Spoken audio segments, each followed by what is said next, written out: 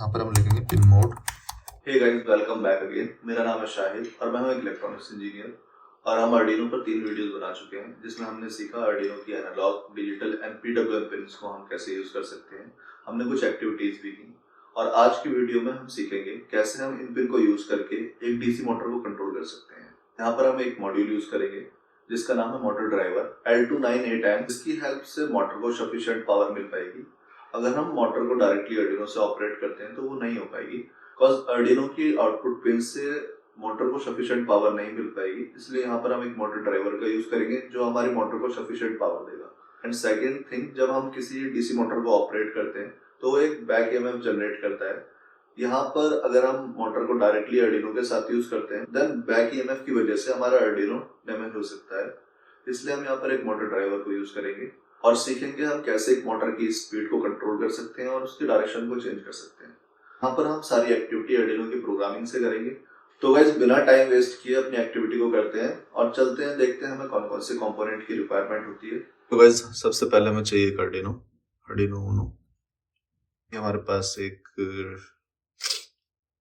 Breadboard है। यह है मोटर ड्राइवर L298N और इसमें कुछ पोर्ट हैं। यहाँ से हम इसमें इनपुट देते हैं IN1, IN2, IN3, IN4 और यहाँ से हम मोटर कनेक्ट कर सकते हैं। IN1 एंड IN2 इस मोटर के लिए होता है, IN3 एंड IN4 इस मोटर के लिए होता है। इसके बाद यहाँ पर कुछ और पिन्स होती हैं। अगर हम इसको हटाएं, अभी ये डायरेक्ट है यहाँ पर, तो ये डिजिटल इनपुट ही लेगा। अगर हम इसको हटा देते हैं यहाँ से तो हम यहाँ पर PWM डेटा भी दे सकते हैं जिससे हम मोटर की स्पीड को कंट्रोल कर सकते हैं। तो पहले हम मोटर को कंट्रोल करेंगे और मोटर की डायरेक्शन को कंट्रोल करेंगे इसकी हेल्प से। देन हम यहाँ पर मोटर की स्पीड को भी कंट्रोल करेंगे। ये हमारे पास मोटर, एक डीसी मोटर। हमें चाहिए कुछ वायर्स, कुछ वायर्स एंड कुछ शीट्स एंड ट्यूब। सबसे पहले हमें सोल्डरिंग करनी है, तो मोटर को मैं यहाँ पर फिक्स कर लूंगा सोल्डरिंग करने के लिए।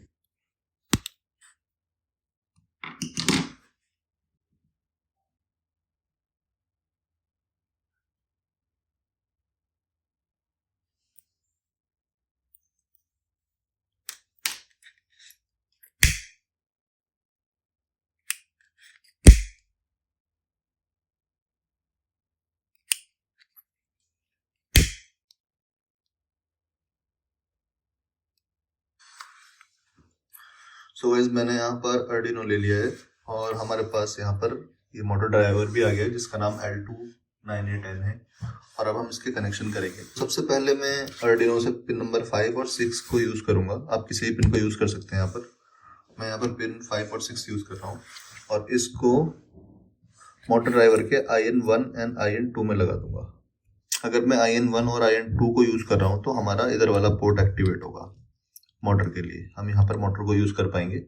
यहाँ एक आईसी आप देख रहे होंगे। इस आईसी का ये काम होता है, जब इसको यहाँ से ट्रिगर वोल्टेज मिलता है तो यहाँ पर इसको फुल वोल्टेज प्रोवाइड करता है मोटर को, ताकि मोटर ऑपरेट हो सके। मोटर में 2 वायर होते हैं जो कि हमें इस पोर्ट में अपना लगाने हैं। एक वायर हमें यहाँ लगाना है,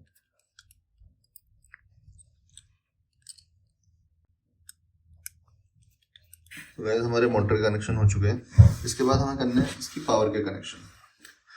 पावर हम इसको यहाँ से प्रोवाइड करते हैं। 12 वोल्ट का इनपुट है और ये ग्राउंड है। इसके बाद यहाँ पर 5 वोल्टेज मिलता है।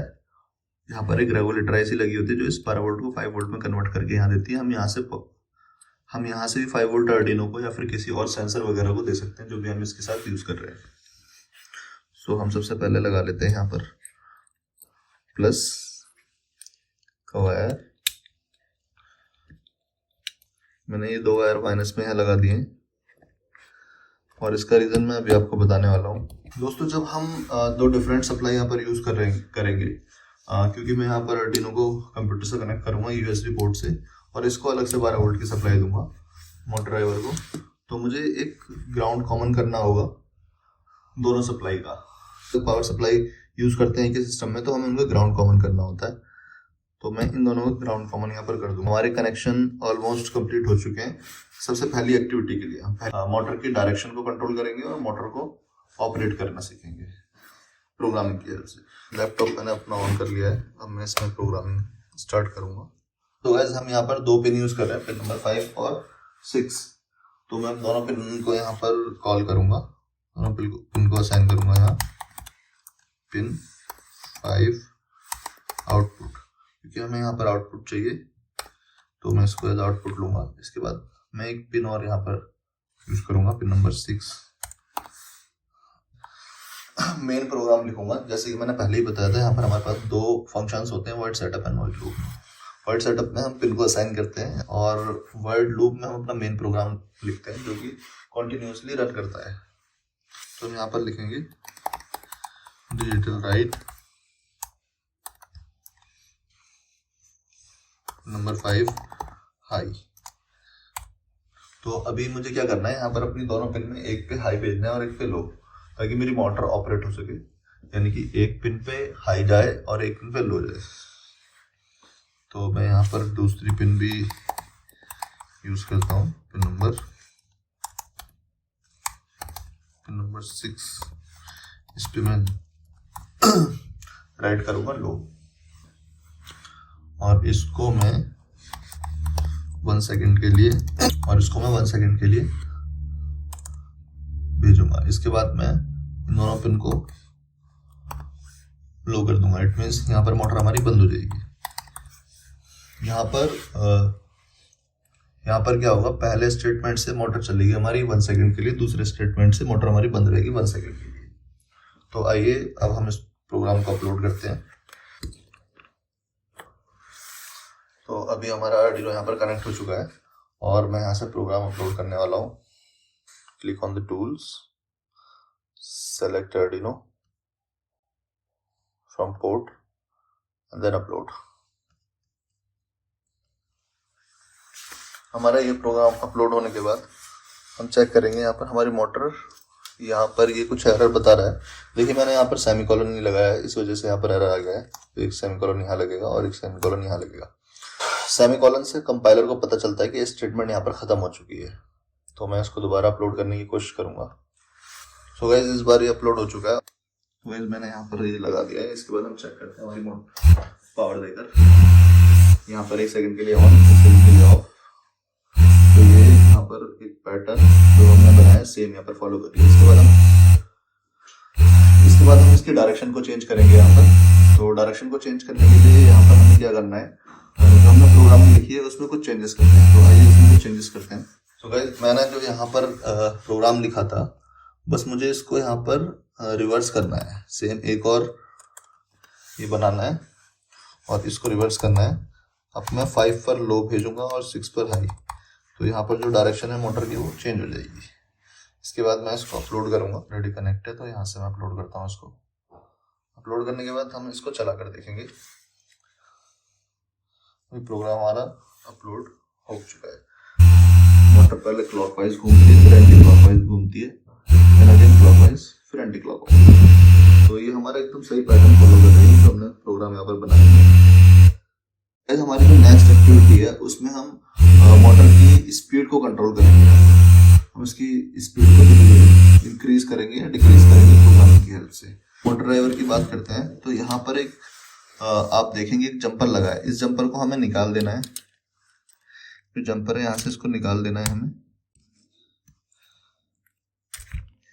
ये जंपर यहाँ से हमने निकाल दिया है। ऐसा जंपर यहाँ से निकाल चुके हैं हम। तो अभी क्या होगा, हमारी मोटर यहाँ से रन नहीं करेगी जब तक इस यहाँ पर एक इनेबल पिन है, इस इनेबल पिन पर कुछ वोल्टेज नहीं आ जाता।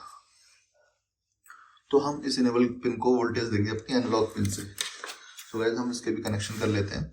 तो मैं यहाँ पर एनालॉग पिन यूज करूंगा अपनी, PWM पिन करूंगा 3, PWM पिन 3, और इसको मैं एनेबल पिन में यहाँ पर लगा दूंगा। यहाँ पर हमारा PWM का जो भी आउटपुट रहेगा उसके अकॉर्डिंगली मोटर रन करेगी। तो आ जाते हैं वापस से प्रोग्राम में। यहाँ पर हम लिखेंगे पिन मोड 3 और यहाँ पर आउटपुट। इसके बाद हमें क्या करना है, हमें जाना है वापस से अपने मेन प्रोग्राम में और यहाँ पर हमें वैल्यू देनी है इनेबल पिन को PWM के अकॉर्डिंग। तो हम यहाँ पर वैल्यू देंगे एनालॉग राइट। मैं यहाँ पर स्टार्टिंग करूंगा पिन नंबर 3 पर 55 पहले भेजूंगा, सेंड करूंगा। तो हम PWM पिन पे 0 से लेके 255 तक वैल्यू दे सकते हैं, लेकिन जो हमारे यहाँ पर मोटर हम यूज कर रहे हैं इसके लिए हमें स्टार्टिंग देनी होगी 55 के नियरली। इसके बाद हम इसको रिपीट करते जाएंगे, इतना प्रोग्राम हटा देंगे और इस सेम प्रोग्राम को रिपीट करते जाएंगे। यहाँ पर हमने रिपीट करना है और यहाँ पर हम इसको इंक्रीज कर देंगे, इसको हम कर देंगे 90। देन इसके बाद हम फिर से इसको इंक्रीज कर देंगे, यहाँ पर हम कर देंगे 150। देन इसके बाद हम फिर से इंक्रीज कर देंगे 200। इसके बाद एक बार और इंक्रीज करेंगे 255 तक।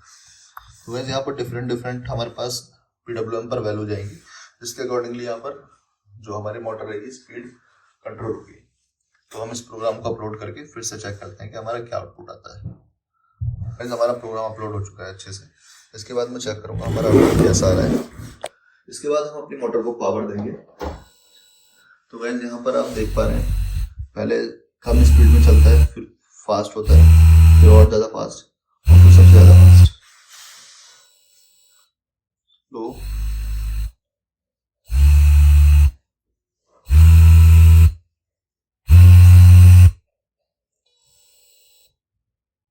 तो गाइस यहाँ पर हमारी एक्टिविटी कंप्लीट हो चुकी है। इसमें हमने मोटर को कैसे कंट्रोल करते हैं ये सीखा। इसके बाद हमने सीखा मोटर की डायरेक्शन को कैसे कंट्रोल करते हैं।